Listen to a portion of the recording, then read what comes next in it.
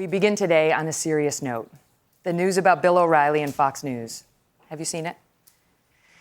It is shocking and it's upsetting to many of us. I spent this weekend on the phone nonstop talking to many women at Fox News and otherwise who are deeply disturbed over the latest New York Times report. On Saturday, the Times revealed yet another settlement paid to dispose of a sexual harassment case against O'Reilly. Not a huge shock there. We already knew of 5, thanks to a Times report in April. But this latest one was for $32 million. Reportedly paid directly by O'Reilly to Fox News legal analyst Lise Wheel, right before Fox News renewed his contract. $32 million. That is not a nuisance value settlement. That is a jaw-dropping figure. O.J. Simpson was ordered to pay the Goldman and Brown families $33.5 million for the murders of Ron and Nicole. What on earth would justify that amount? What awfulness went on? Wheel reportedly alleging that she was subjected to non-consensual sex by O'Reilly, which he denies. Watch. Hi, I'm Bill O'Reilly reporting. It is one of the biggest sexual harassment settlements ever reported. The New York Times reports Bill O'Reilly himself paid legal analyst Lise Wheel $32 million after she alleged sexual harassment by the former Fox News anchor. According to the Times, in January of this year, Wheel claimed O'Reilly repeatedly harassed her, sent her pornographic material, and was engaged in a non-consensual sexual relationship with her. Fox's parent company, 21st Century Fox, told NBC News it was aware of the confidential settlement, but not its terms. In February, 1 month after the settlement, Fox extended O'Reilly's contract, his annual salary to be $25 million a year, to serve as the flagship anchor on the news channel. O'Reilly's spokesman calls the New York Times out of context, false, defamatory, and obviously designed to embarrass Bill O'Reilly. First time we're hearing from you. Last month, O'Reilly spoke to Today's Matt Lauer, saying his firing was for business reasons and denied any allegations of sexual misconduct. You were accused of sexual harassment. You said at the time you did absolutely nothing wrong. Correct. Do you stand by that? I do. The New York Times reports Bill O'Reilly has now paid out $42 million to 6 women to settle sexual harassment claims. O'Reilly has said the claims had no merit, and I have to put to rest any controversies to spare my children. NBC News has not verified the Times reporting and cannot say for sure how many women have made claims or gotten settlements, because sexual harassment settlements often end with a non-disclosure agreement requiring the accuser to never speak about the incident. Former Fox News political analyst Kirsten Powers never filed a claim against O'Reilly and has opened up about what happened when she went to Fox News chairman Roger Ailes, saying O'Reilly had been condescending to her. This is how she described that encounter to CNN's Anderson Cooper. I was told the same exact thing. There's nothing we can do. It's Bill. He's a jerk. Nobody likes him. And then Roger said, Bill, he likes to put up dirty pictures and ask pretty girls to talk about them. Oh, and then he said, what am I going to do? I don't like him, but he makes so much money, there's nothing I can do. That was the culture. Who was it who said that? Roger Ailes. Roger Ailes was forced out of Fox in July of 2016 after another scandal at the network. Allegations that Ailes was also sexually harassing employees. Allegations Ailes denied until his death in May of this year. No spin zone. The factor begins. In April, the tide turned on O'Reilly. As reports of harassment grew, advertisers began pulling their ads. Boycotts of the network began. The New York Times reports federal investigators were going to ask for all of the documents regarding Lise Wheel's claims of harassment. On April 19th, Fox told O'Reilly he was out. He left the network with a reported $25 million payout. In response to the New York Times, 21st Century Fox says that it has taken concerted action to transform Fox News, including hiring new leadership. O'Reilly calls the Times reports a malicious smear, claiming that no woman in 20 years ever complained to Human Resources or legal about him. Maybe that is true. Fox News was not exactly a friendly environment for harassment victims who wanted to report, in my experience. However, O'Reilly's suggestion that no one ever complained about his behavior is false. I know because I complained. It was November of 2016, the day my memoir was released. In it, I included a chapter on Ailes and the sexual harassment scandal at Fox News, something the Murdochs knew I was doing and, to their credit, approved. O'Reilly happened to be on CBS News that morning. They asked him about my book and about Ailes, who by this time had been forced out in disgrace. O'Reilly's response? I'm not that interested in this. No? No, I mean, it's sexual over for- harassment? You're not interested in sexual I'm harassment? not interested in basically litigating something that is finished that makes my network look bad, okay? I'm not interested in making my network look bad at all. That doesn't interest me one bit. I did something that day I've never done before. I wrote an email to the co-presidents of Fox News, Bill Shine and Jack Abernathy. An email I have never made public, but am sharing now because I think it speaks volumes about powerful men and the roadblocks one can face in taking them on. I wrote in part, perhaps he didn't realize the kind of message his criticism sends to young women across this country about how men continue to view the issue of speaking out about sexual harassment. Perhaps he didn't realize that his exact attitude of shaming women into shutting the hell up about harassment on grounds that it will disgrace the company is in part how Fox News got into the decade-long Ailes mess to begin with. Perhaps it's his own history of harassment of women, which has, as you both know, resulted in payouts to more than one woman, including recently, that blinded him to the folly of saying anything other than, "I am just so sorry for the women of this company who never should have had to go through that." Bill Shine called me in response to my email, promising to deal with O'Reilly. By 8 p.m. that night, O'Reilly had apparently been dealt with. And by that I mean he was permitted, with management's advance notice and blessing, to go on the air and attack the company's harassment victims yet again. If somebody is paying you a wage, you owe that person or company allegiance. If you don't like what's happening in the workplace, go to Human Resources or leave. I've done that. And then take the action you need to take afterward if you feel aggrieved. There are labor laws in this country. But don't run down the concern that supports you by trying to undermine it. This is not unique to Fox News. Women everywhere are used to being dismissed, ignored, or attacked when raising complaints about men in authority positions. They stay silent so often out of fear. Fear of ending their careers, fear of lawyers, yes, and often fear of public shaming, including through the media. At Fox News, the media relations chief, Irina Briganti, is known for her vindictiveness. To this day, she pushes negative articles on certain Ailes accusers, like the one you are looking at right now. It gives me no pleasure to report such news about my former employer, which has absolutely made some reforms since all of this went down. But this must stop.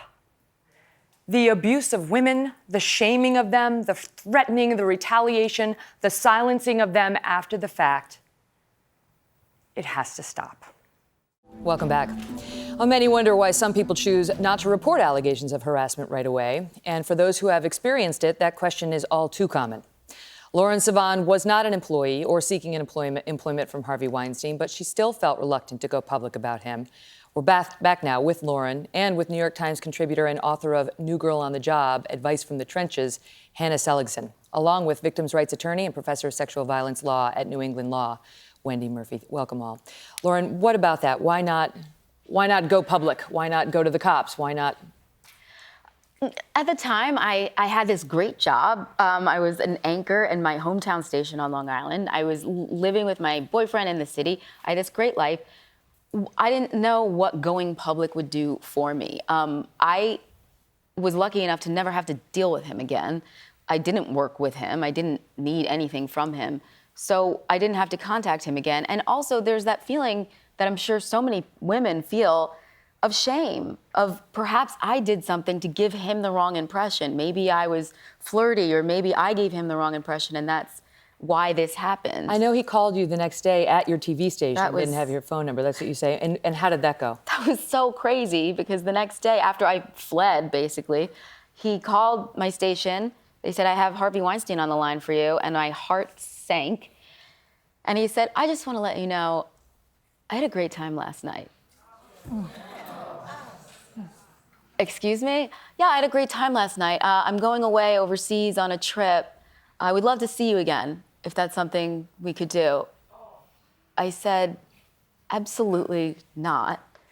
I told you yesterday, I have a very serious boyfriend. Absolutely not. And I'm pretty sure I just hung up the phone quickly after. It was a very short conversation, but that was the most shocking part. Hannah, she was not in an employment situation, so table the Lauren story for the moment.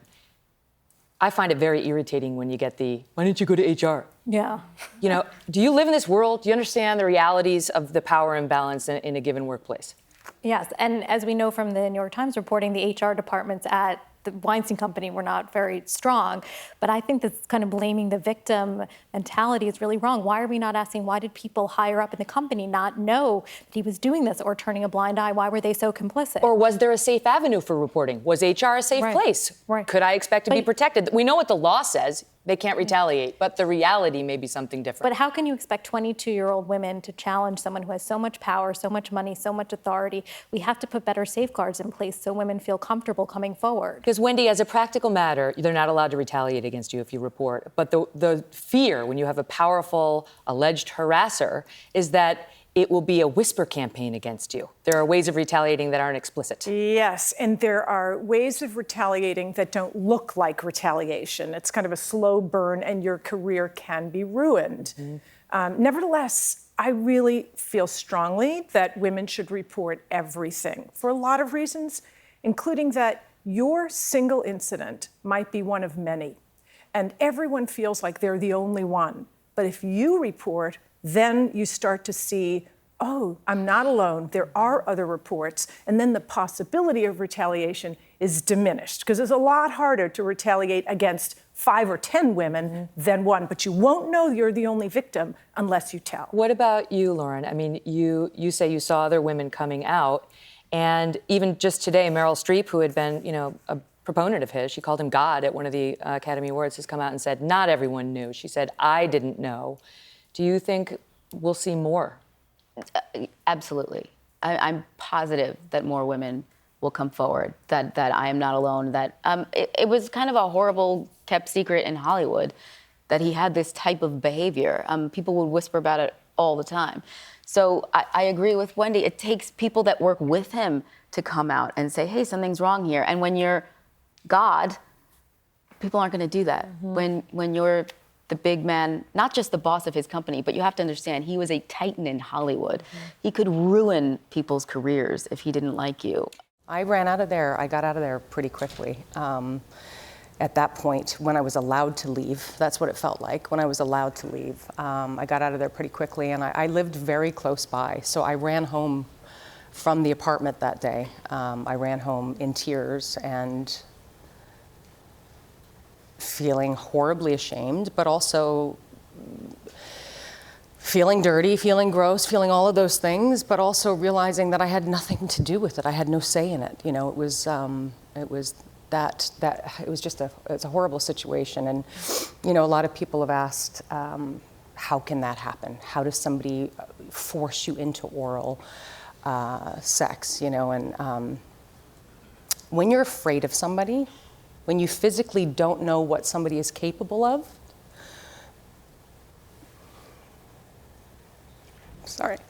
when you're afraid of them, you don't know what they're capable of doing, and therefore you submit, and I submitted. I did submit. And then many women have talked about they shame themselves after the fact and blame themselves. Yeah. Did you have that? I think I did. Honestly, I went through the emotional impact of that, and I think at that point I just shoved it away very quickly and moved past it. I mean, it certainly reared its head at times when I had to run into him or see him, and I've obviously spoken to boyfriends about it, and things like that, people that I was very close to, friends, and that sort of thing. But I just you just push that stuff away, and you become a warrior and strong and forget it ever happened, and that kind of thing. So I think that's where I chosen to live and how I chose to live.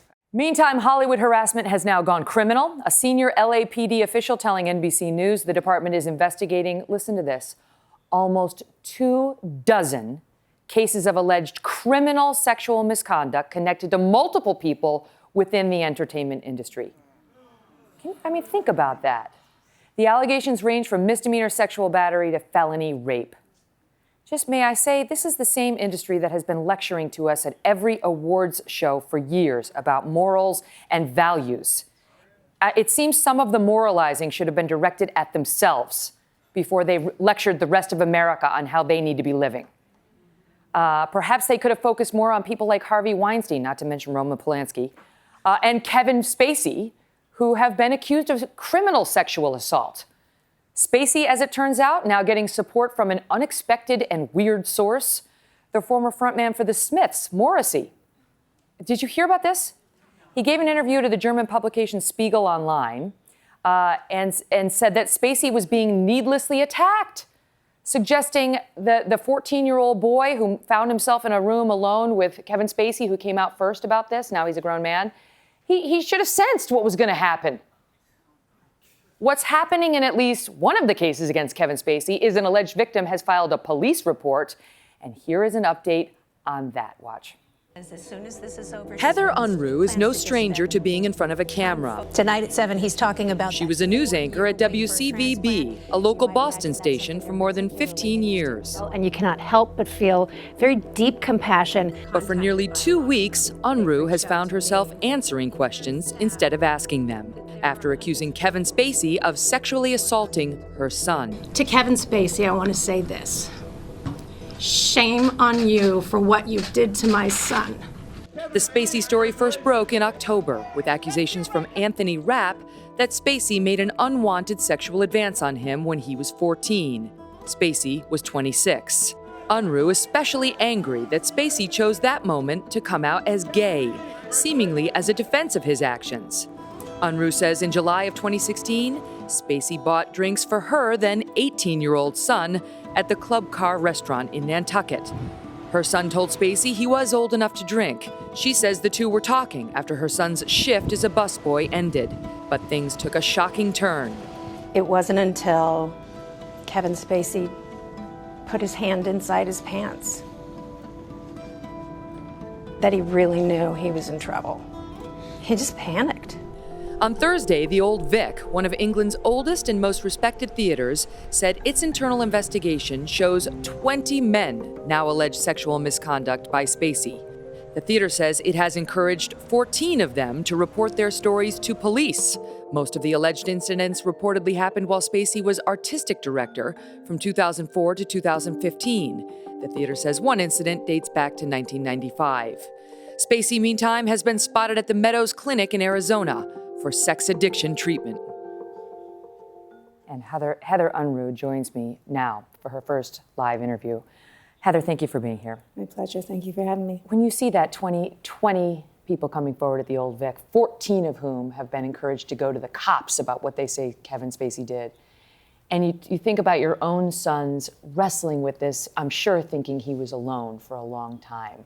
Put some perspective on it for us.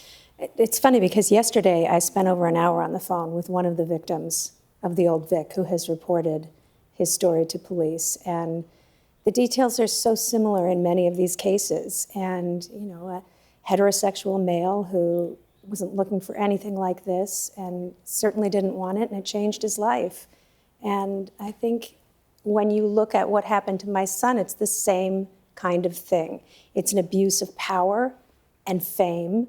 Ratner's lawyer categorically denies all of the claims. And now, in an exclusive interview, I am joined by Carrie Clausen-Kaligi from Los Angeles. Carrie, thank you so much for being here.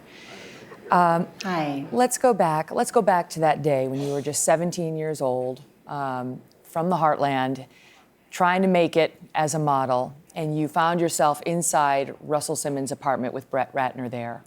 What was the first sign you had that something was wrong, that there was trouble?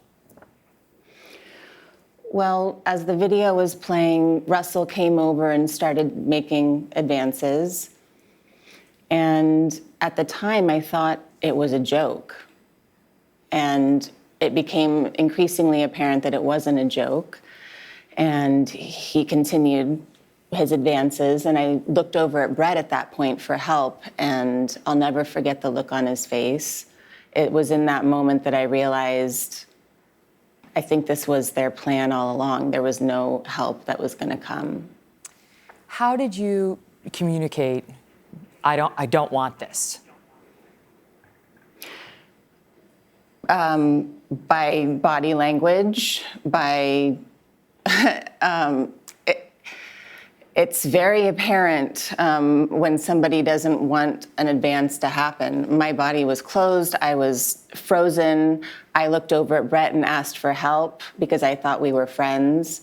It was a very confusing and terrifying moment. Later, Russell Simmons would write a book talking about his friendship with Brett. And he talked about how Brett Ratner was willing to do anything to be of use to Russell, who was like a father figure to him, and wrote, after he hung around a bit and figured out this is Simmons, that I liked models. He made it his business to take me to every model's apartment he could find. I mean, when you read that years later, how did that put into perspective, if at all, what happened to you? It made complete sense that in the fashion circles, it was widely known, their reputation for being kind of modelizers and preferring that kind of company. And it made a lot of sense. It made my story make a lot of sense. Has anything happened to you since you came out as an accuser? I'm being followed, by some people. I have to be very careful wherever I go. You, Tammy, are Beverly's sister. Yes.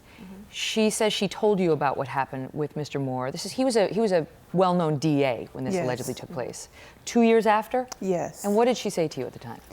She told me that her ride didn't come to pick her up that night, and that Roy had offered her a ride home.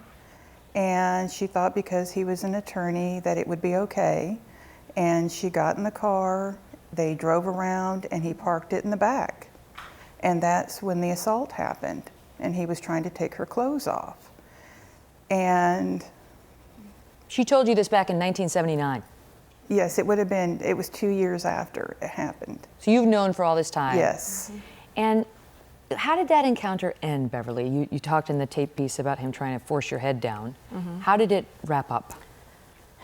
It was such a struggle. Everything was so fast. When you're in this whirlwind like this, and I had never been in that car, and I was taking my hand. He didn't have any lights in the car.